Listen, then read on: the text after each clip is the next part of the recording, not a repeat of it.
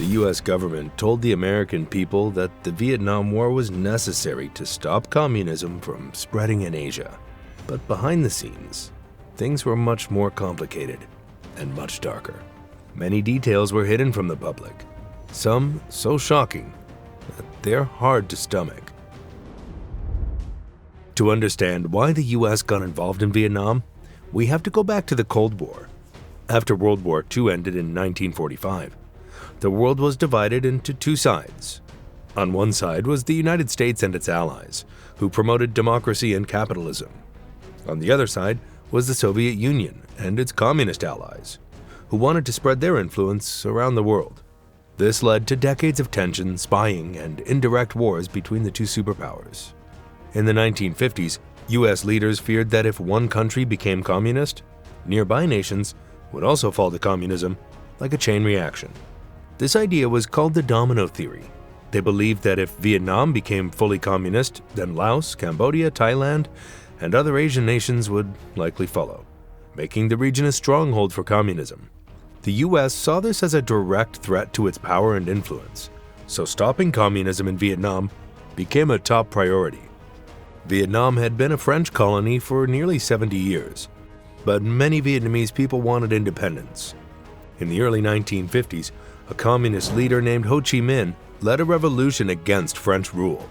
His forces, known as the Viet Minh, launched attacks on French troops, and after years of fighting, they won a decisive victory in the Battle of Dien Bien Phu in 1954.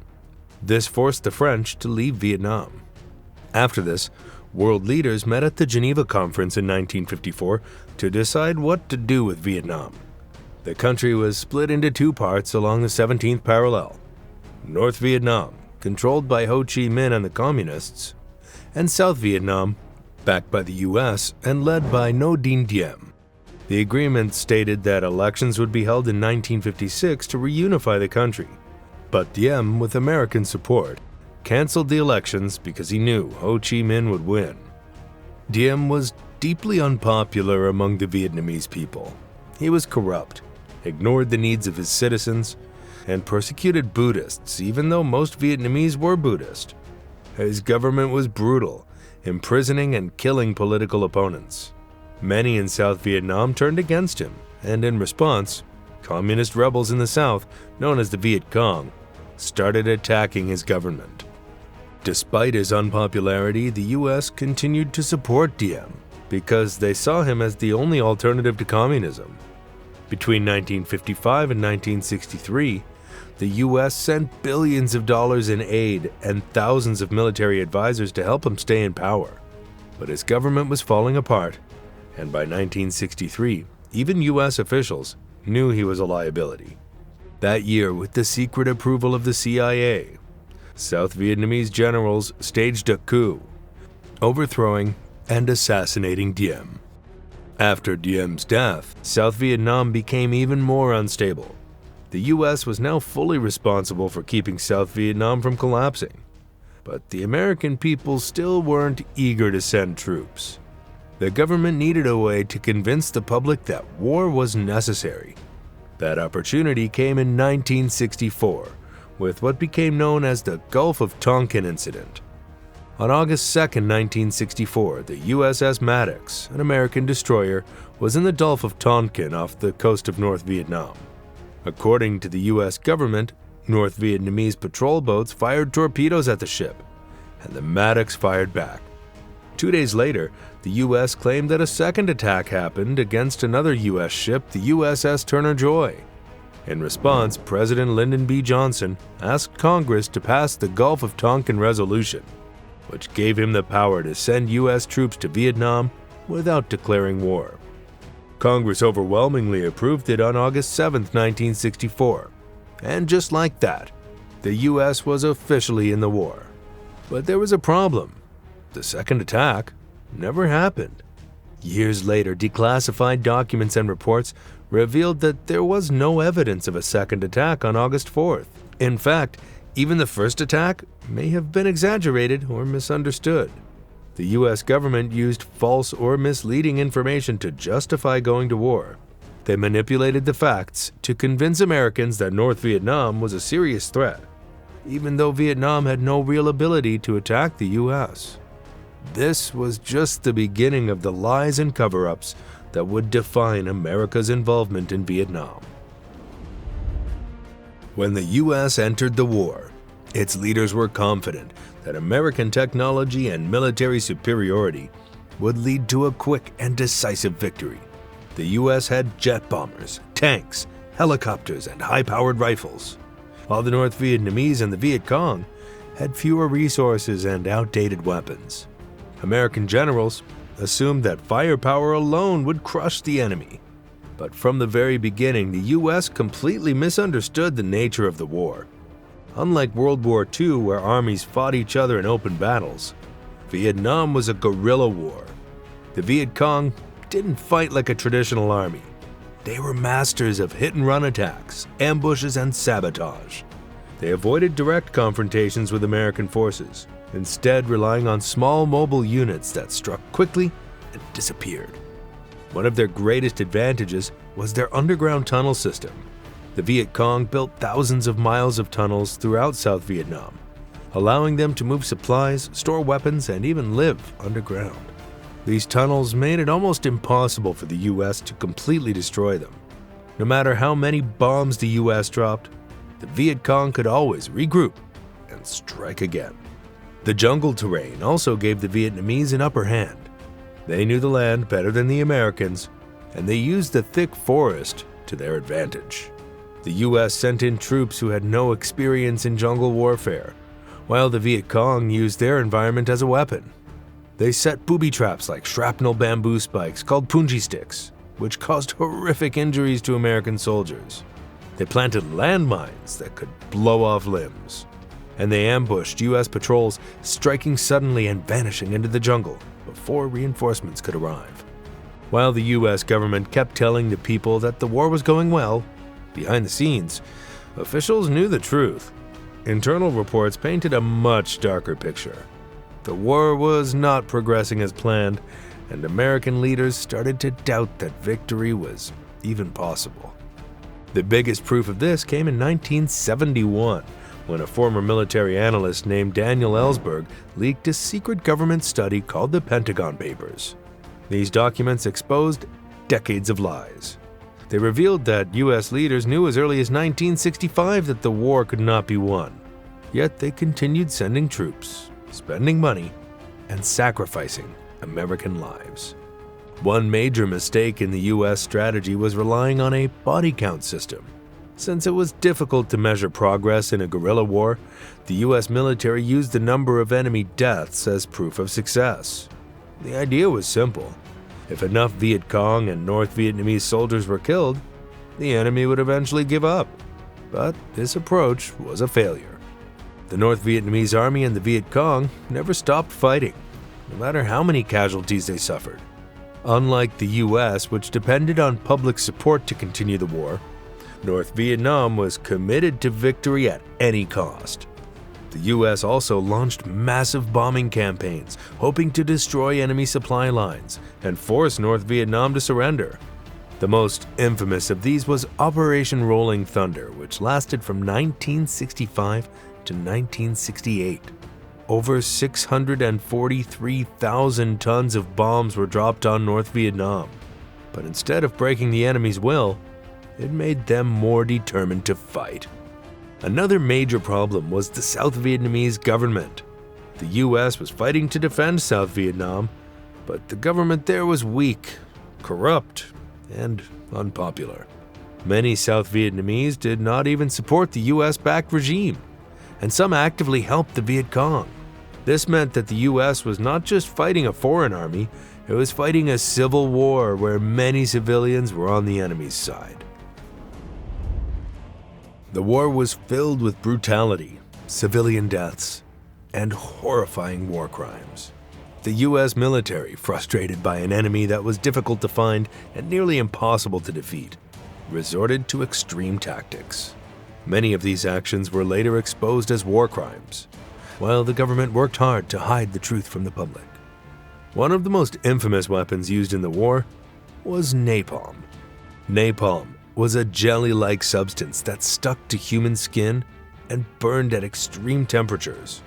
It caused excruciating pain, melted flesh, and often led to slow, agonizing deaths.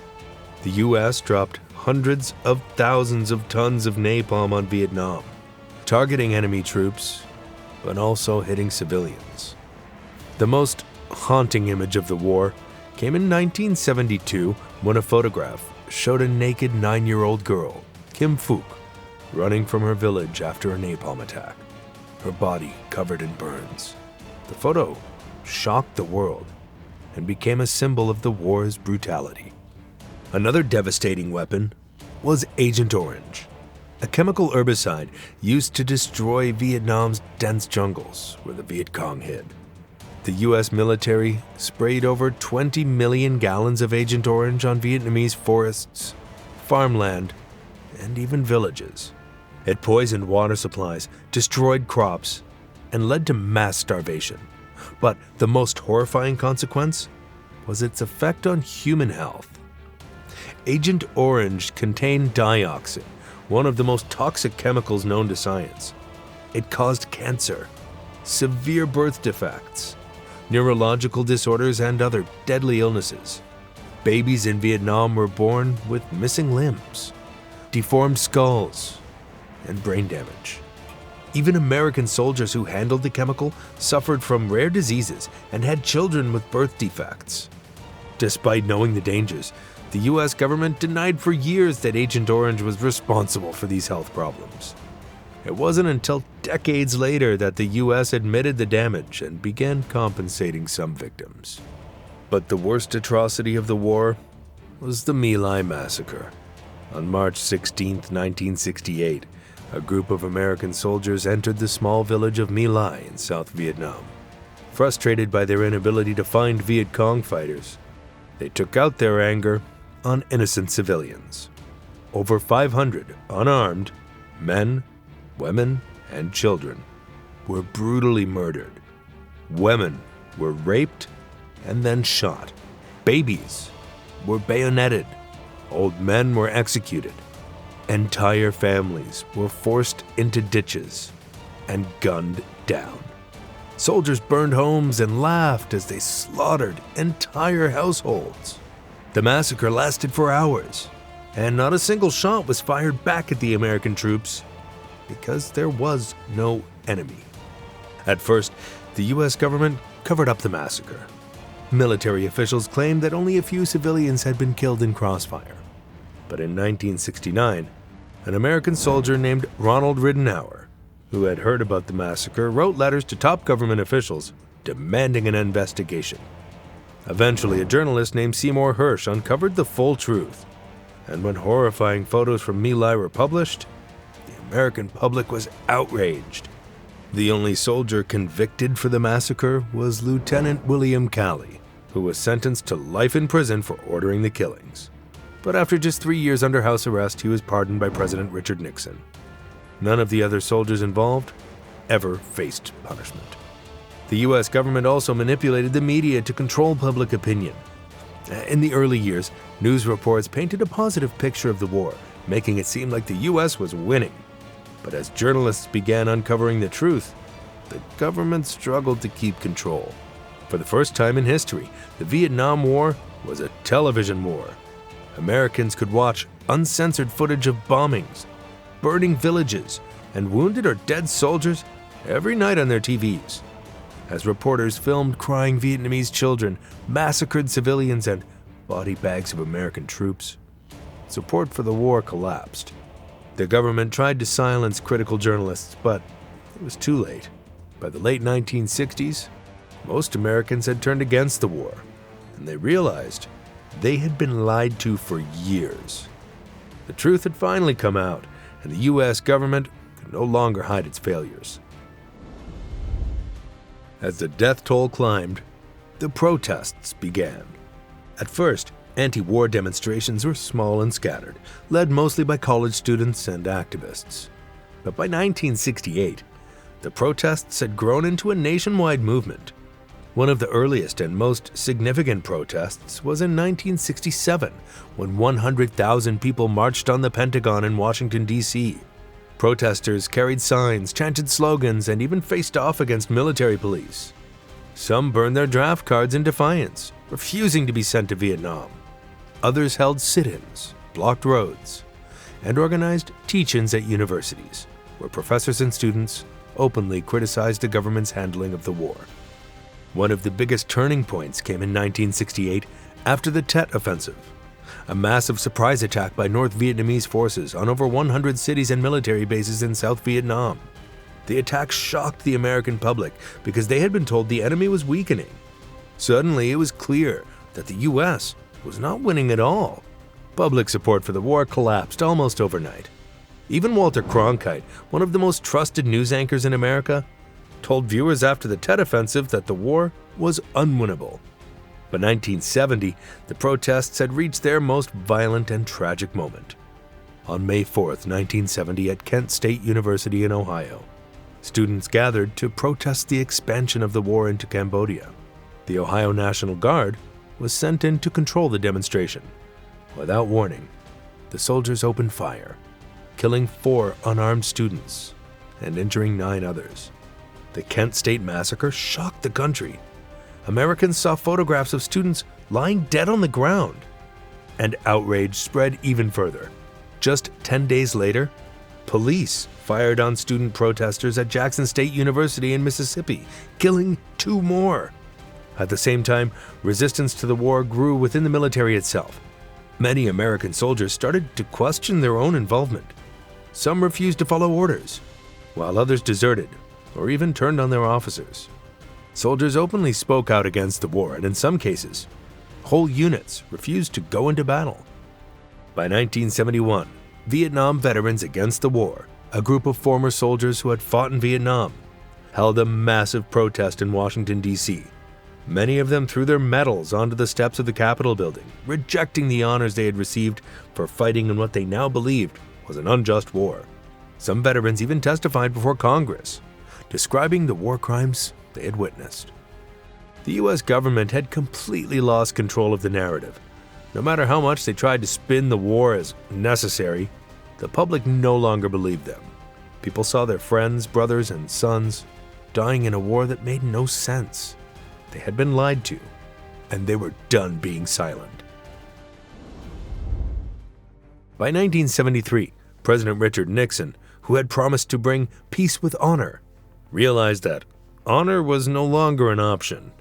The U.S. had spent over $168 billion on the war, an amount that would be over $1 trillion today when adjusted for inflation. More than 58,000 American soldiers had died, and over 300,000 were ruined. For Vietnam, the cost was even more devastating. Over 3 million Vietnamese civilians and soldiers were killed, and the country had been bombed into ruins. Nixon knew that the American public had turned against the war, and after the release of the Pentagon Papers in 1971, trust in U.S. leadership was at an all-time low. The protests had reached a boiling point, and even Congress was cutting military funding for the war. Nixon had no choice. The U.S. had to get out.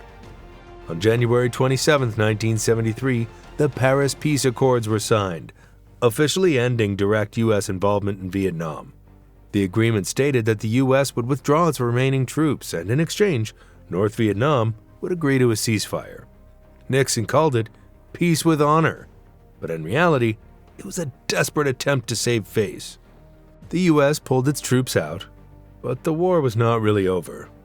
Within months, fighting broke out again between North and South Vietnam. The ceasefire was meaningless. It was just a way for the U.S. to leave without admitting defeat.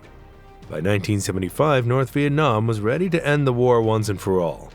They launched a massive final offensive, pushing deep into South Vietnam. The South Vietnamese army, which had relied on U.S. support for years, collapsed almost immediately. Soldiers abandoned their posts. Cities fell one by one, and soon, the North was at the gates of Saigon, the South's capital. On April 30, 1975, North Vietnamese tanks rolled into Saigon, officially ending the war. In the final hours, the U.S. launched Operation Frequent Wind, one of the largest helicopter evacuations in history. American diplomats, military personnel, and thousands of South Vietnamese who had helped the U.S. were rushed onto helicopters and flown to safety. Desperate South Vietnamese civilians clung to the aircrafts, begging to be saved. Many were left behind. The world watched as the last U.S. helicopters took off from the rooftop of the American embassy, while North Vietnamese forces stormed the city below. The image of that final evacuation became the ultimate symbol of America's humiliating defeat. After nearly 20 years of war, the U.S. had lost. The very thing it had fought to prevent had happened anyway. Vietnam became communist, but other countries in the region did not fall like dominoes.